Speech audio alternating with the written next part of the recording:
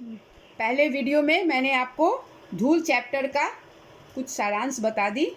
अब उससे रिलेटेड कुछ प्रश्न उत्तर हैं जो मैं आपको वीडियो करके दूंगी और आप इसे ध्यान से देखेंगे, सुनेंगे। मैं पढ़कर भी सुना रही हूँ आपको। कोई परेशानी होगी आप पूछेंगे मुझसे। तो प्रश्न 1 है, हीरे के प्रेमी उसे किस रूप में पसंद करते हैं? हीरे के प्रेमी उसे किस रूप में पसंद करते हैं? हीरे के प्रेमी उसे साफ सुथरा, खरदा हुआ, खरदा का मतलब क्या हुआ? चिकना, चिकना हुआ और आँखों में चकाचौंध, चमकता हुआ पैदा करता हुआ पसंद करते हैं। लेखक ने संसार में किस प्रकार के सुख को दुर्लभ माना है? लेखक ने अखाड़े की मिट्टी और धूल से सनने को संसार का सबसे दुर्लभ सुख माना है। प्रश्न 3 है, मिट्टी की आभा क्या है? उसकी पहचान क्या है? आभा का मतलब हुआ चमक। मिट्टी की आभा क्या है? उसकी पहचान किससे होती है? मिट्टी की आभा है उसकी धूल। मिट्टी के रंग रूप से उसकी पहचान होती है।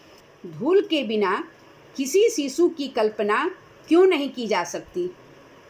ग्रामीण जीवन में गोधूली बेला होती है। उस समय वातावरण में उठी हुई धूल शिशु के मुख पर सुशोभित होती है। हर ग्रामीण शिशु इस सुख का अनुभव करता है। अतः ग्रामीण जीवन में धूल के बिना किसी शिशु की कल्पना नहीं की जा सकती।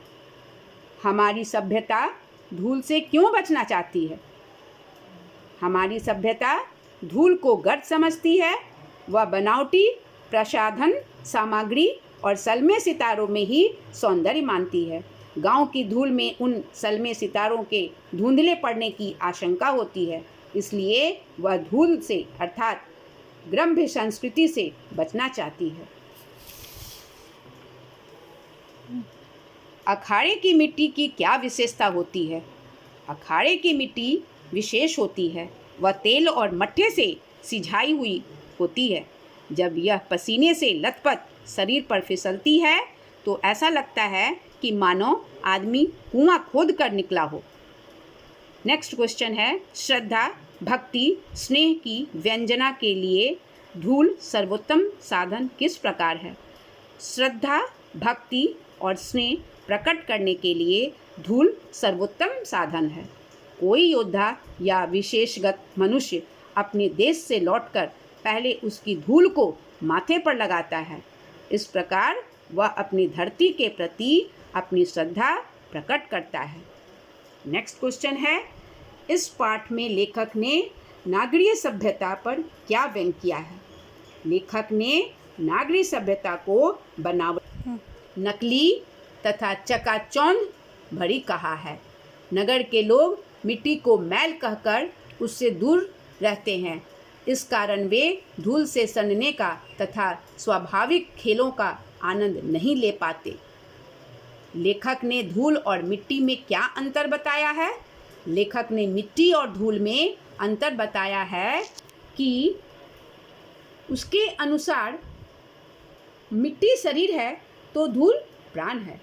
मिट्टी शब्द है तो धूल उससे उत्पन्न रस है। मिट्टी चांद है तो धूल उसकी चांदनी है। दूसरे शब्दों में मिट्टी की आभा का दूसरा नाम है धूल। कहने का आशय यह है कि धूल में चमक होती है, आभा होती है। मिट्टी की पहचान उसकी धूल से होती है। अब ये लास्ट क्वेश्चन है, हीरा वही धन चोट न टूटे का संदर्भ पाठ के आधार पर स्पष्ट कीजिए। इस पंक्ति का अर्थ है, हीरा वही है जो धन की चोट खाकर भी न टूटे। आशा यह है कि असली हीरा सुदृढ़ होता है। पाठ के संदर्भ में इसका अर्थ है, ग्रामीण लोग हीरे की भांति सुदृढ़ होते हैं। वे संकटों की मार से हारते नहीं हैं। जिन्हें इस देश की धूल मिट्टी से प्यार है, वे हर संकट में और अधिक मजबूत होकर उभरते हैं। तो ये 10 क्वेश्चन मैंने आपको दे दिया है, आप इसको अपने नोटबुक में लिखें और याद करें। धन्यवाद।